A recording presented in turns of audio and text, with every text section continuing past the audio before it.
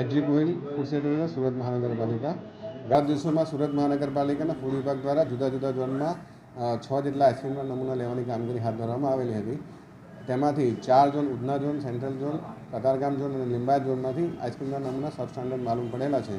જેની સામે આગામી દિવસોમાં ફૂડ સેફ્ટી એક્ટ અંદર કાર્યવાહી કરવામાં આવશે અને આ નમૂનામાં પ્રોટીન તેમજ ફેટની માત્રા ઓછી મળવામાં આવી હતી।